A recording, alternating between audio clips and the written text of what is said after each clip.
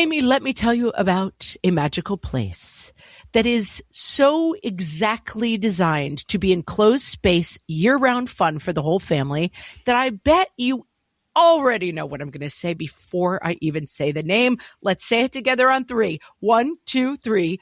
Great Wolf Lodge. You got it, Amy. My kids loved Great Wolf Lodge when we went. You probably already know that it has a huge indoor water park with a wave pool, lazy river, a bunch of massive water slides. But then your pack can hit the other attractions because, wait, there's more. Great Wolf Lodge has adventure-packed attractions like Magi Quest, a live-action game kids can play throughout the lodge, plus the Northern Lights Arcade. Spent some quality time there, so your kid who loves the lazy river and your kid who loves fantasy games will both have a great time. Great Wolf Lodge also offers great dining options and complimentary daily events like nightly dance parties, all under one roof. Unpack the car once and you're settled in to have fun. And with 22 lodges across the country, you're always a short drive away from adventure.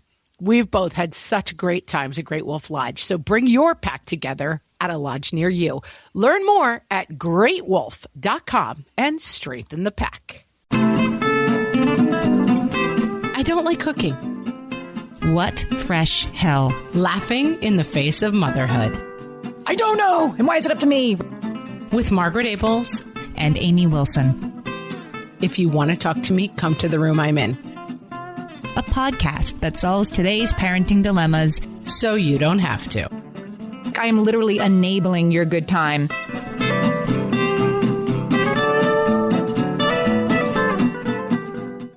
Hey, everybody. Welcome to this episode of What Fresh Hell? Laughing in the Face of Motherhood. This is Amy. And this is Margaret.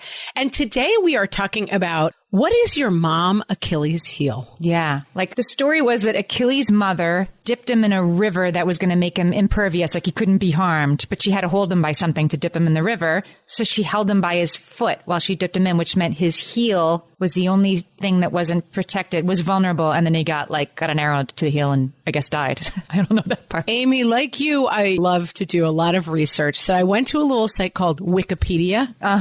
And I found this definition for the Achilles heel, which had an aspect to it that I had overlooked. Okay. An Achilles heel is a weakness in spite of overall strength, which can lead to downfall. While the mythological origin refers to a physical vulnerability, idiomatic references to other attributes or qualities that can lead to downfall are common. Okay. And I like the idea of it's a weakness in spite of overall strength. Me too. I like that part.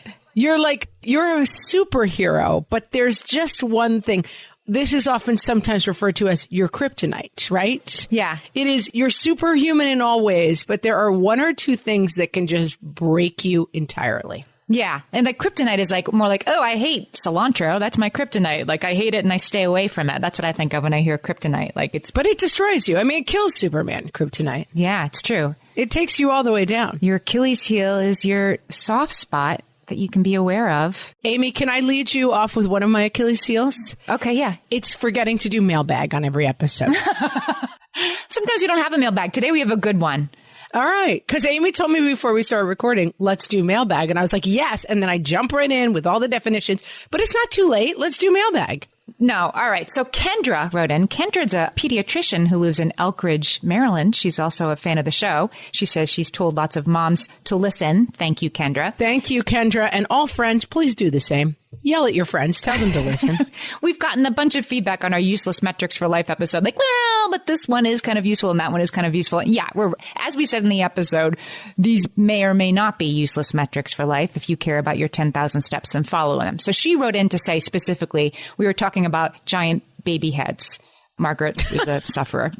I am. And that there actually are a lot of giant baby heads in America. And it's my Achilles heel sometimes, my giant head. It's your giant head and how bad you feel about it. So Kendra said, I started listening to the episode about useless metrics and you guys mentioned growth charts, baby heads.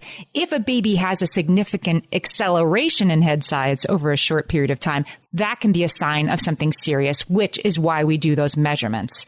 She says, so it's not that like your 95th percentile baby's head is going to be a problem, but it's a problem if it was like 75% the last time they saw the baby. Does that make sense? So I'm like, okay, I will take that note that a change in that over time is something to be concerned about, which is why they do it. Yes, but I will say that 3 out of 3, I have 3 kids, 3 out of 3 of my kids' pediatricians sat me down and they were like, I have a concern. Your baby's head is growing abnormally large and fast. And I was like, that's just something we do in my family.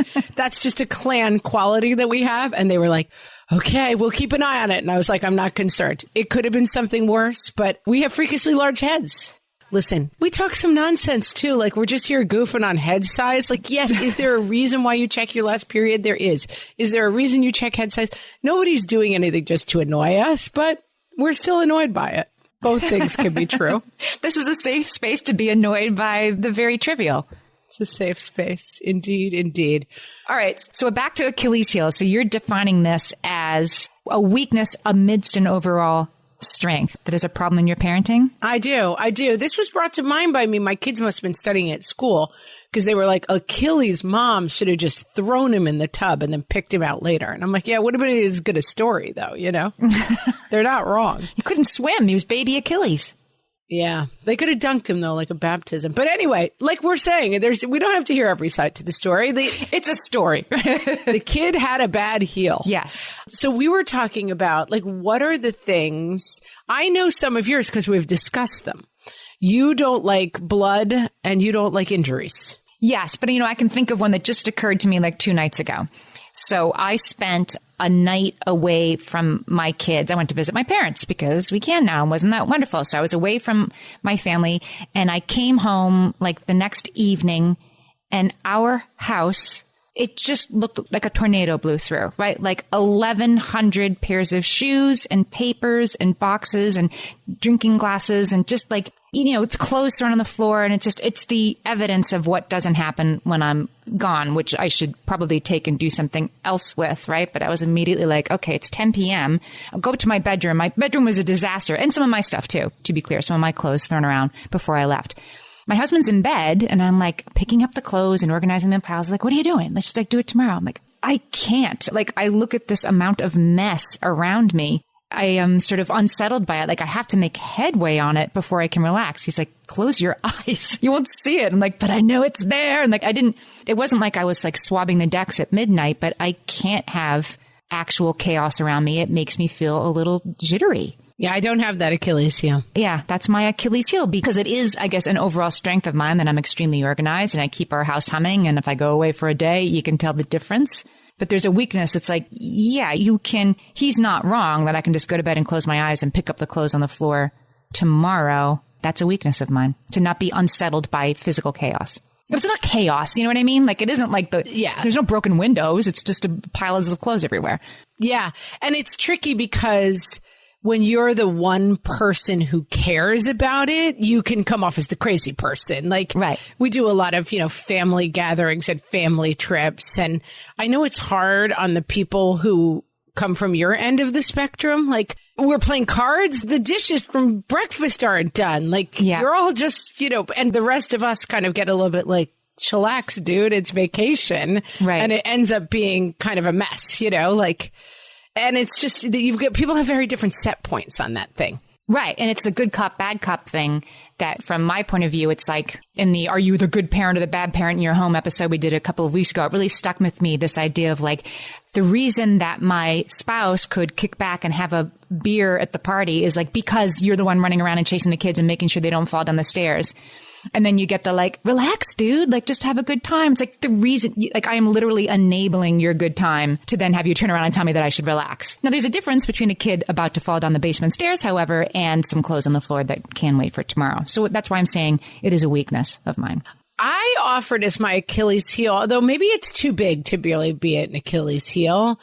It's just meals, like constantly feeding people in my house is currently the thing I dislike the most about being part of a family.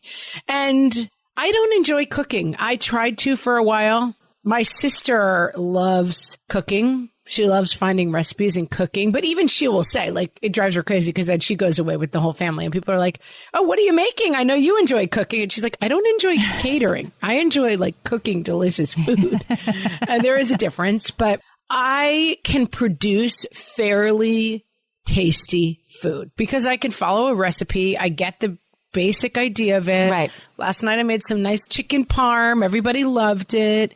But I'd rather not. Like, if we could order pizza every single night, I would much rather do that. And I have started having 3 specific meals a week, 1 lunch and 2 dinners where I don't cook. And it's made my life much better. I mean, one of those nights is just pizza night, because a pizza's whatever, $20 out the door. It's not.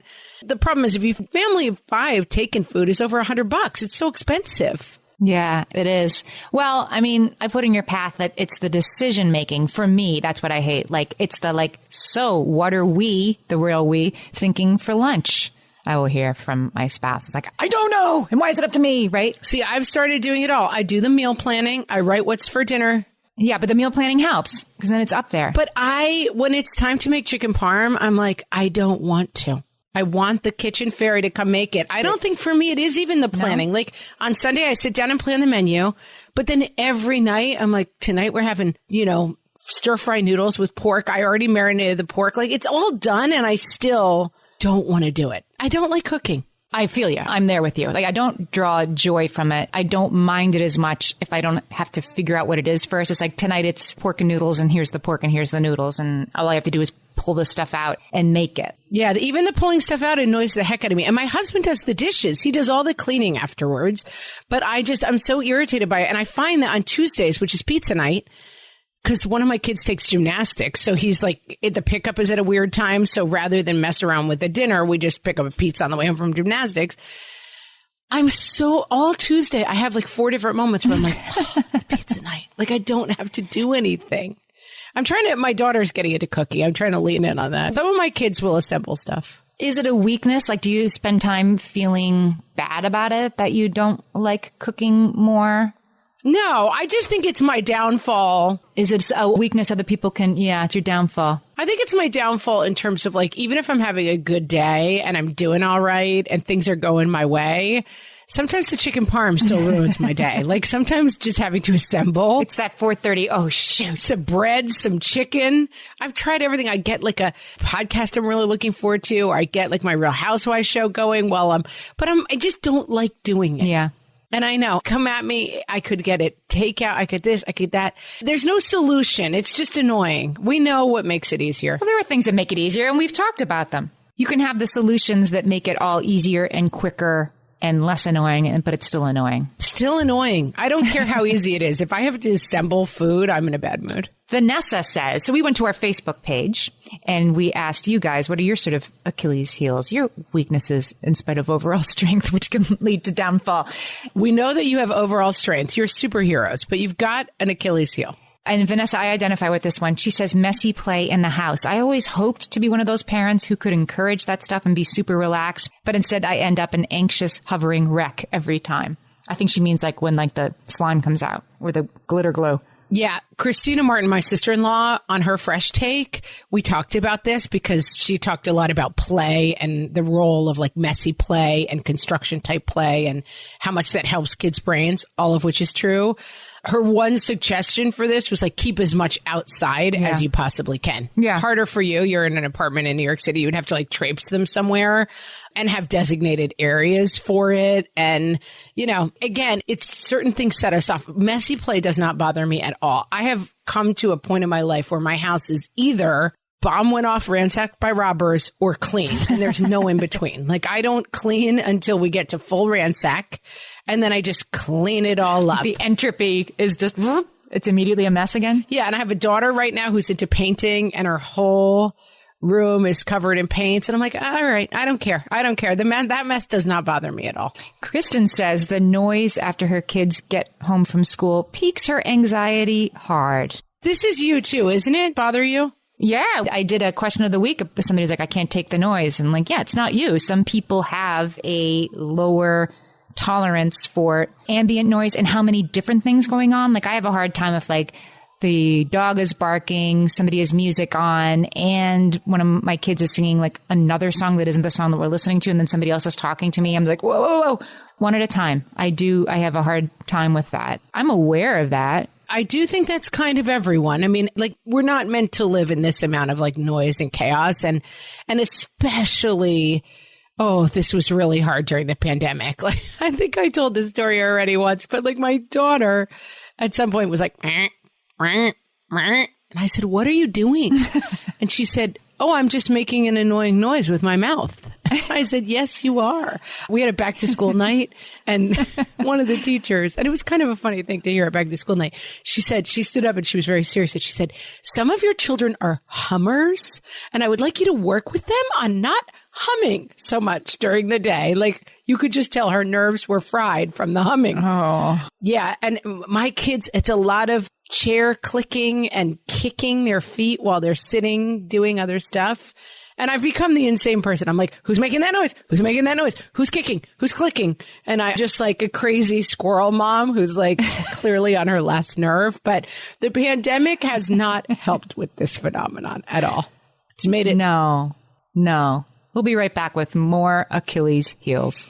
For some of us, tax season is one of the only times that we look at our finances fully. And once it's over, well, that was terrible. And it is completely understandable not to want to think about it for another whole year. But using Monarch and being intentional with your finances in an ongoing way helps you see where your money is going and how you can put your refund to best use. We are here to tell you, simplify your finances with Monarch. Monarch is the all-in-one personal finance tool designed to make your life easier.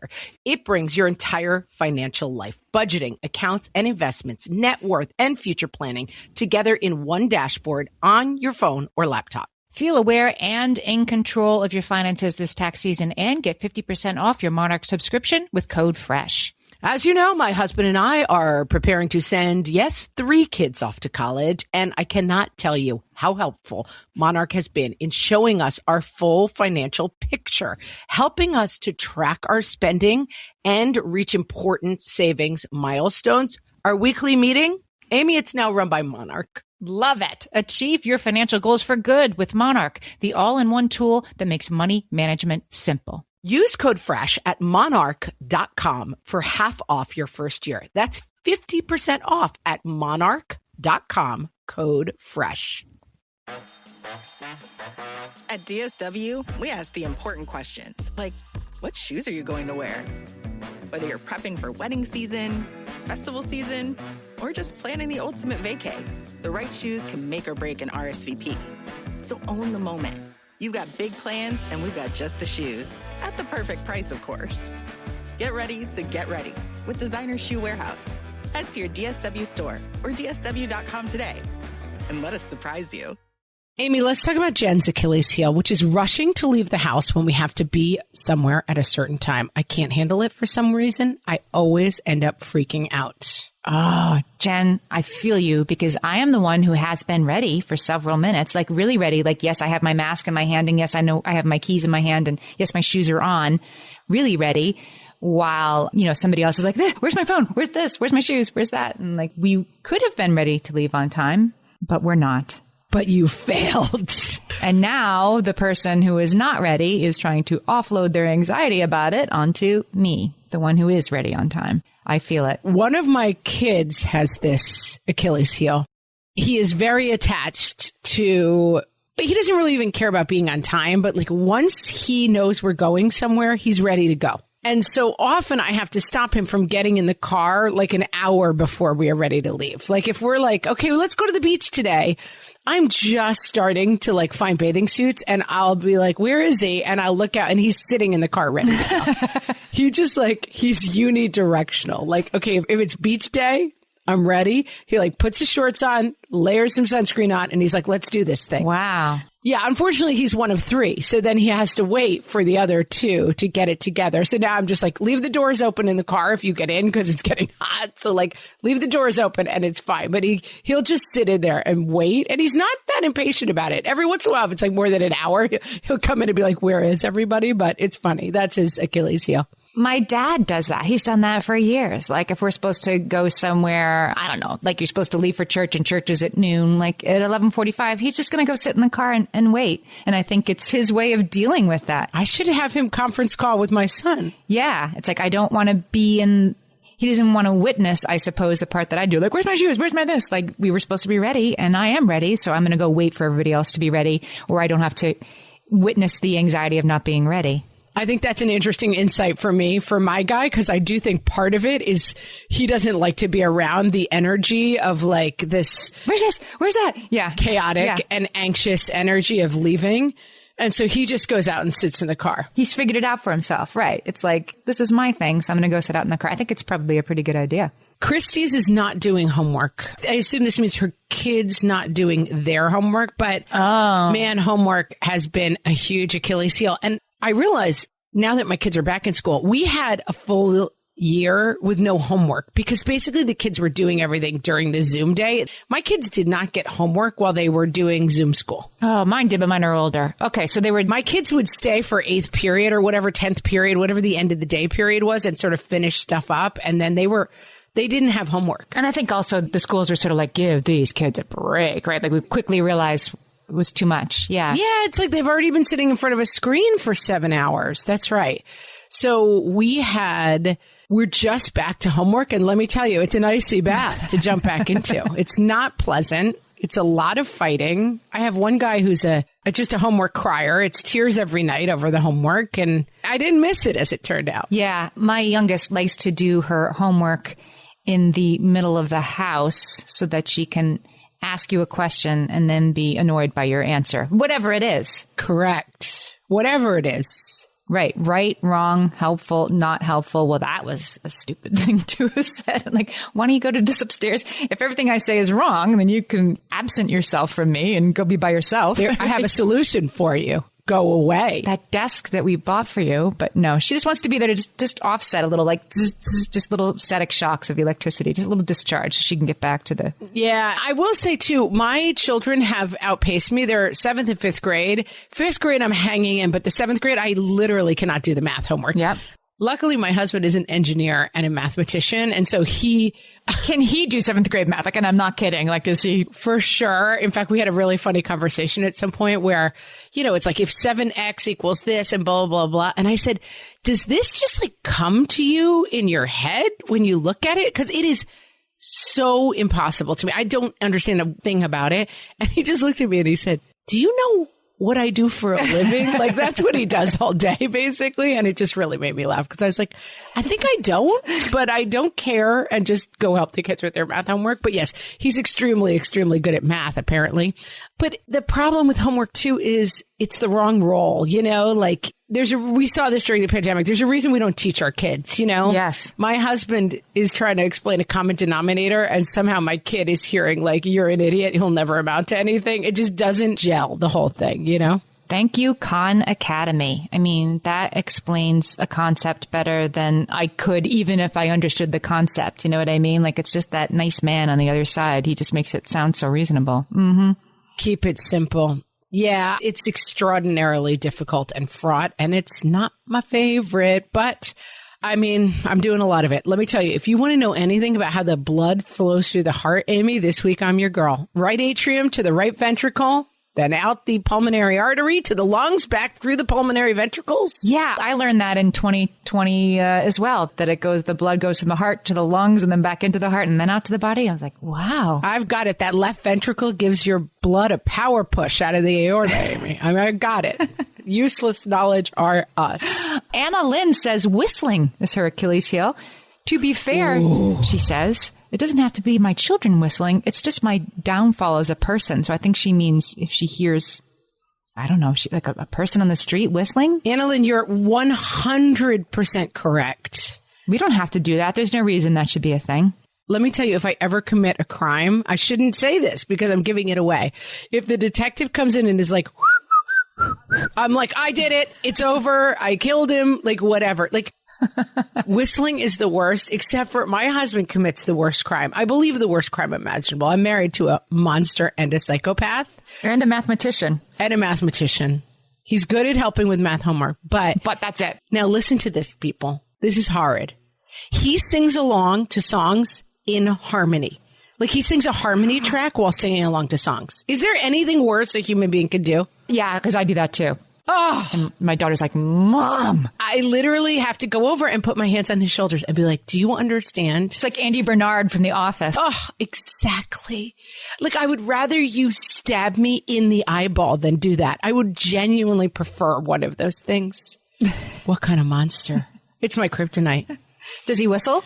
No. I mean, he would be dead if he whistled. He understands that, like, there are rules. I feel like whistling is very 20th century. I feel like it was something I really devoted a lot of time to as a youngster, to acquiring that skill, and I don't really use it. It's my sister has this. It's like you theater kids. It's a whole thing, the singing along with the radio. It's a lot of like, yes. I'm singing along with like, you can't just you're not just singing along, you're performing a song, and I didn't buy a ticket, leave me alone. Yeah. One of my kids' teachers once said to my son, you know what? You have a song in your heart at all times, and I'd love for you to keep it there. This was a belted outer. I want that on a t-shirt so badly. I am cursed by being from my husband family are all choir singers, and then my family are all like show tune folk. And let me tell you, I don't ever want to be on a road trip with any of them. We're a lot of repressed. None of us have had enough opportunities to perform in the last 16 months. Yeah. Go get in the shower and knock yourself out, but keep it out of my universe. I don't want to hear it. I understand. No whistling either. Gretchen says repetition, mommy, mommy, mommy, mommy. Another phrase that is really ruling my life right now. If you want to talk to me, come to the room I'm in. Because we have like an open floor plan house, and I'll be in the kitchen already miserable because I'm making chicken parmesan, and I'm trying to listen to my nice podcast and relax. And then from 4 rooms away, I'm just like, it's like, Ma. But and I am constantly screaming, if you want to talk to me, come into the room. I can hear it, but I can't hear it enough to know what they're saying. Yes. Yeah. I'm always like, come find me. Come find me. If you need me. You reminds me of... Yeah, you know where to find me. And then I still have a little bit of that instinct is like, is someone murdered? You know what I mean? Because there's still that edge of like, Mom! And then I come running out expecting to find like some horrible bloody scene. And it's like, this cord isn't working for my headphones. And I just... That rule that you've expressed, it's a good rule that if I want to discipline your kids. It's something about, I want you to give me the right wording, that if you really need to get something done, it requires getting off the couch. That you also can't discipline from downstairs, like, stop hitting your brother. You can't, that doesn't work. That eventually you're going to have to get up, enter the space where they're in. Conversely, if they need your help with something or where's their shoe, then they need to come find you and not yell through the house. Correct. The phrase is saying no means standing up. So like you can't discipline kids from the couch, but you're exactly right. Like getting help means finding me. That's the flip side. Getting help means finding mom. That's right. Sarah says putting on shoes and mittens is her Achilles heel. Like, did all the bones just leave your body? Sarah says. I have to say, this is one of those blast from the past ones that I just think it's so nice to have kids who put on their own shoes and mittens. It's coming for you, Sarah. Let me speak to you from future times. Mm-hmm. When the first day that my kids suited up and went out into the snow without my help, a chorus of great hallelujahs rang throughout the universe. Like, not futzing with keep your fingers spread out and like trying to put a glove on a small child that's time out of purgatory right there. Like, no one should have to ever do that. It's horrible. I was just going to say, like, well, just get like the shoes with like the Velcro straps and like, yeah, but even those take 15 minutes also. It's just the tie shoes take 25. It's not that helpful, in other words. Oh, yeah. My 9 and 11-year-olds do not know how to tie shoes.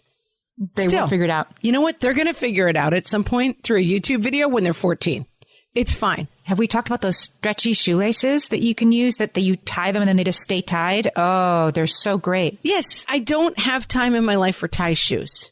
And so my kids don't know how to tie shoes. It may be bad for them at some point. Whistling and cursive handwriting, I feel like we've left in the 20th century. I'm not sure that those are things that anybody needs to know about anymore. Yeah, my son just got a note from his religious ed teacher, a very lovely little note. He picked it up and he goes, I can't read this. It was in cursive.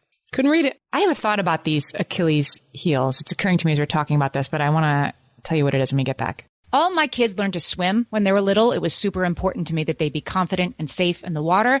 There was only one problem with that, taking them to swim lessons. I mean, the pools were freezing. There were always cranky adults doing laps right there. And it was definitely not, for any of us, what you would call fun. Amy, heard. But now there's Goldfish Swim School. Goldfish takes a really thoughtful approach to swim lessons, combining research-based teaching with a warm, kid-friendly environment that actually helps kids thrive in the water. Every detail at Goldfish is thoughtfully designed to create a golden experience, from shiver-free, warm indoor pools to comfy waiting areas for parents to professionally trained lifeguards on deck. Goldfish uses an approach called the science of swim play, which combines guided play with proven teaching techniques to help kids learn to swim, build water safety skills, and gain confidence, all at their own pace. Lessons are designed to meet kids exactly where they're at. If you've been thinking about swim lessons or just wondering where to start, this is a great opportunity. Right now, Goldfish Swim School is offering a waived membership plus your child's first lesson free at participating locations. Just visit goldfishswimschool.com/free to find a location near you and enroll using promo code FREE. That's goldfishswimschool.com/free, promo code FREE. My favorite skincare products actually feel more like self-care, like they're so nice to put on and they smell so good that I'm actually happy when I get to that part of my day.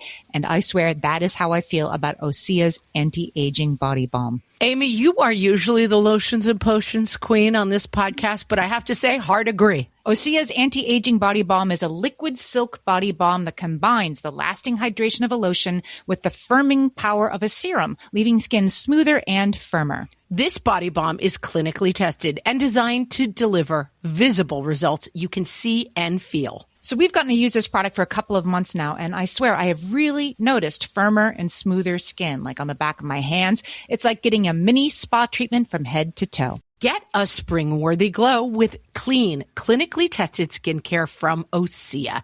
And right now, we have a special discount just for our listeners. Get 10% off your first order site-wide with code FRESH at OseaMalibu.com. That's 10% off your first order with code FRESH at OSEAMalibu.com. And now, your guide to the lesser-known parenting styles. From the What Fresh Hell podcast.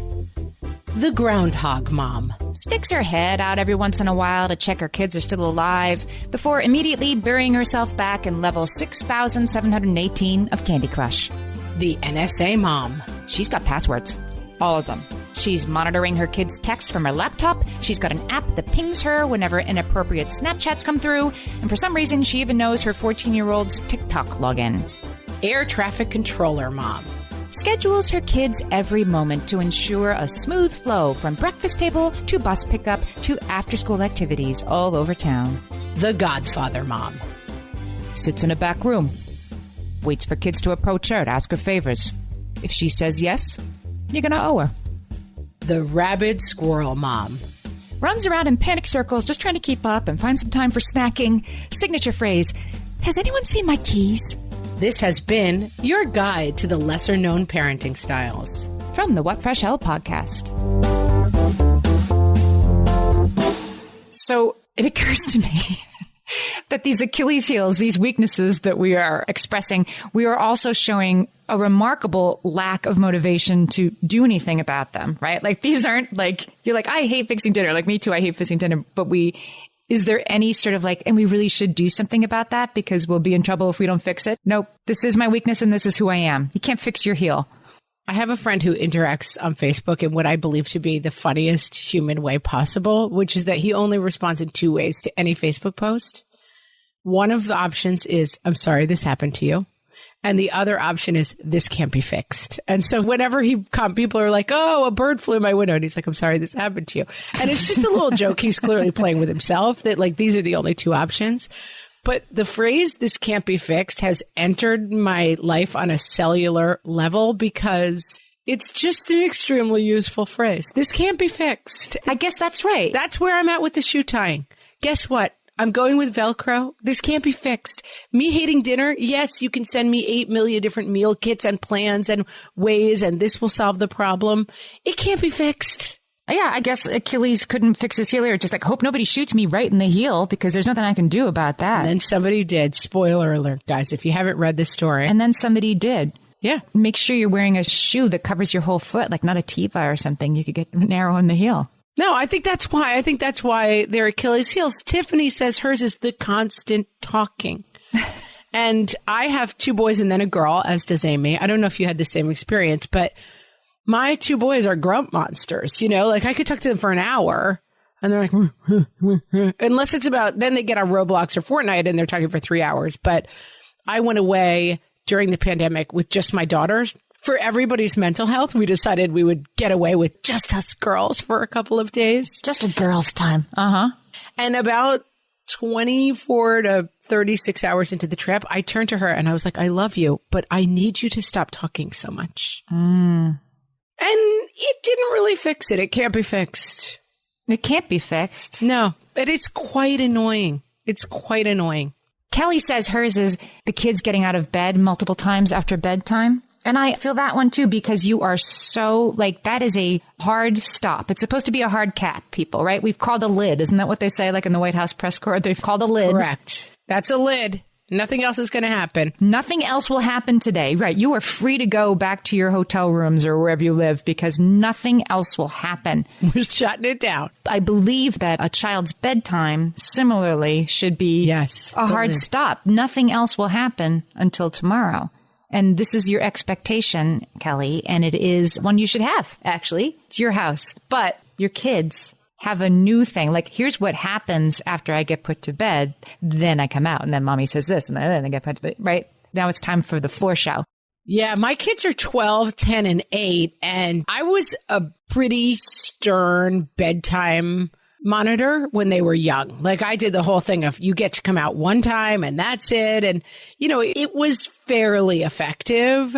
But now at 12, 10, and 8, I'm going to bed almost before they do. And they're coming down to ask for stuff at 9:30 at night. And then we got woken up today. We had a little chat about this, but woken up today by one of my kids walking into the room in underwear and just saying, I don't have socks and I don't have shorts. That was the first phrase I heard. Good morning. Of my day. And I sat this kid down later and said, listen, this is not how we interact with humans in this house. I do not want the first thing that anyone says to me is I do not have. But yeah, out of bed, not great. My daughter used to sleepwalk, and one time, and that was always hard because it wasn't right away. It wasn't 5 minutes after bed, 10 minutes after the bed. I've already watched 2 episodes of something on Netflix. I've already stayed up too late and I'm heading to bed and that's when they come out. That's a really hard one. Oh. She came out and you could tell by the look on her face sometimes that she wasn't really awake. And she was like, my seat hurts. We said, what? She's like, I broke my seat. And we were all sort of what do we do now? And we had to sort of get her back to bed. But those are so rough when they occur well after the lid has been called. Then there might be a time when something can happen, but 90 minutes past bedtime, you are free till tomorrow. Yeah. That's my Achilles heel when they come out at that point. My tummy hurts. Vanessa's kids barfing in the car seat. She correctly says she can't handle vomit. I think it was Margaret who said she has no problem with blood, but can't handle puke at all. Yep, that's me too. We have the divide. You don't like blood and I don't like puke. Yes, that's right. Not that either of us love the other one, but I would a million times rather blood than puke. A million times more. Not that you get a choice. Yeah, don't want either, but I could definitely be more neutral about one than the other. Barfing in the car is just the worst. I will put it back up. Listen, this can't be fixed, but once your kid gets old enough, I will put a link up to the vomit sock that I get on Amazon. It's the kind that they give you in an actual doctor's office. Like a Christmas stocking, right? It's pretty big. It's a stocking, basically, with a plastic rim. Yeah. And then you can shut it. It's a useful thing to have. And you could probably just Google it. Barf bag for the car, basically. But because the other horrible thing, especially if you're driving by yourself, is now you're in a car. The car is involved. And now you've got 2 hours to go. It's the worst. You're driving and you're like, get a bag. And it's exit 8 miles. Get a bag. And this takes a long time. I'm telling you, I had 8, 9-year-olds who could not figure out Right. I know what's going to happen next. That feeling I feel is a bad feeling. I was a famous car barfer as a kid.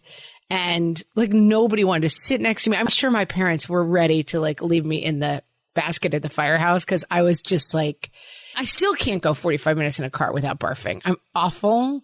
I was always, we would always go on these road trips and he'd be like, yay, let's have fun. And it was like, Meg barfed and ruined the whole thing. And then it was true. I ruined it. It was awful. Awful. Do you think being aware of your Achilles heel, like, do you think there's anything good that comes from that? Like, oh yeah, here's my thing. I really hate making dinner. Is that any comfort at all? Yes, I do actually really think so. And I think it can help with your spouse because you can divide things. Although really, now that I think about it, I think that I just voice stuff onto my husband because I'm like, I think I've come now in this new age to understand that like I have some sensory stuff that goes on, that is really, things have to be very specific and there are certain messes that I cannot abide. And we've talked about like food floating around the bottom. They're like food messes, not clothes messes. Yeah. Yeah. Food, like I cannot, ketchup on a plate I confess, like I can't be near it, And it's funny because I'm fine with a lot of stuff, but I do find that I do let my husband handle. And I have said I will not have a pet that I have to clean up after. Like that's not okay. My husband deals with the cat. I'm very precious with my, I don't like gross things. I really have a low grossness threshold. But now that I think about it, I guess my husband's Achilles heel is like remembering his sister's birthday. Like that's what I do for him, Yeah. Because I'm always like, if the cat kills a chipmunk and it's half dead, like I would rather burn the house down than deal with that. I can't handle it.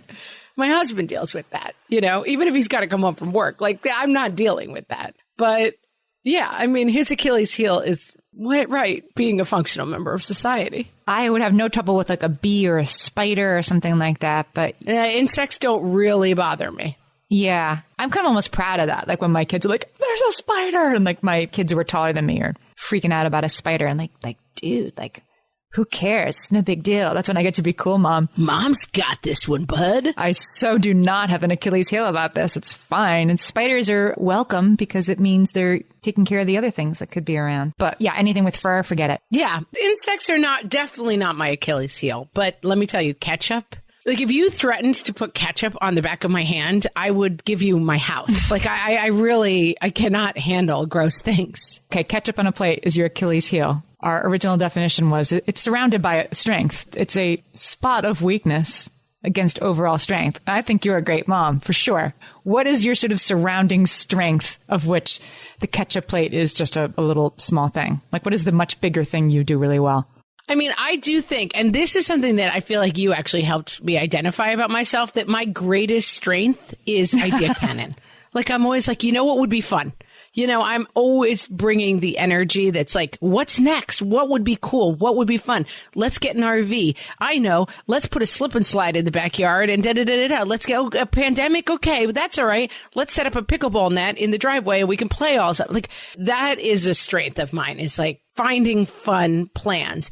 But it is, and possibly this is a whole other topic, but like, is it a yin yang? That the flip side of my fun strength is a complete weakness for any kind of drudgery. Like I don't want to do the dishes. I don't want to make dinner. You know what I mean? Like I hadn't really thought about it, but I feel like non-fun things are my kryptonite. And unfortunately, 90% of raising kids is not that fun. You're right. It's the Achilles heel. Like, yeah, my superpower is definitely like my organization, my knowing where everything is, my getting 100 things done, my being on top of everything. And then my Achilles heel is like any sign of chaos around me. I read as chaos stuff that you would just read as like, that's what it's like to have 3 kids, right? It's going to be a mess sometimes. Like, but it can't be a mess because then I'll forget something. Right. Like, of course, there's a wet bathing suit. They went to the pool. Right. It's so interesting. We started this as like a fun, funny topic, which it hopefully has been. But I think that that's an interesting insight that I've picked up while we're talking about it is this idea of like, my superpower is making things fun. My Achilles heel is things that are not fun, And I think that that's probably true for a lot of people. And it's something to keep in mind that, and like you said, I'm the person at the party drinking the beer while other people watch my kids. Like I choose fun generally, but being aware that like that means other people are doing things that are less fun maybe is a worthwhile endeavor, and realizing that like not every day can be fun I mean, this can't be fixed, Amy, but that might help a little bit.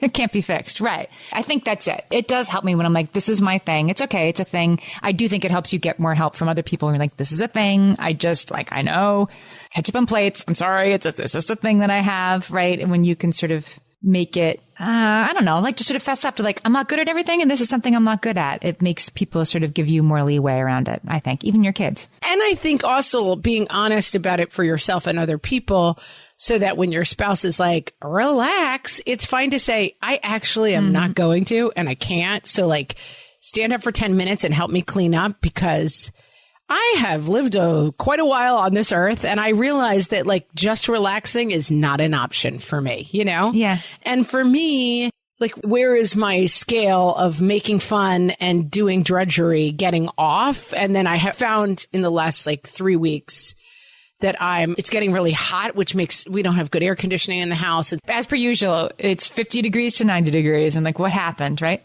Yes. So it's been 90 degrees and then I'm sitting there making boiling chicken parm, putting it in the oil. And by the time it's dinner time, I'm so grouchy and just screaming at everyone and like, why are you in the kitchen? And my husband, why do you have to be in here right now? And that might be a time to say like, let's scale the meals. In fact, I said to my husband after dinner last night, for summer, I have to think about like what we can eat that is real scaled down. And it may be hamburgers 3 nights a week. It may be hot dogs 2 nights a week, taking pizza. And then the other night is yo-yo, figure it out yourself. But it does maybe help fix the problem of like, I know the drudgery of running this house is my Achilles heel. So how can I make it a little bit less onerous, even though I understand that it will not be fixed? Bring a little more fun into the drudgery, bring a little more organization into the chaos, and it can't be fixed. Yeah. Solved it. Yeah, solved it. Friends, like Dr. Kendra and her insights on giant baby heads, what we learned is how important it is, really, not the size of your baby's head, but how important it is to tell other people about the What Fresh Hell podcast. That's what I took away from her letter, Amy. Right. The development over time of your evangelization about the What Fresh Hell podcast.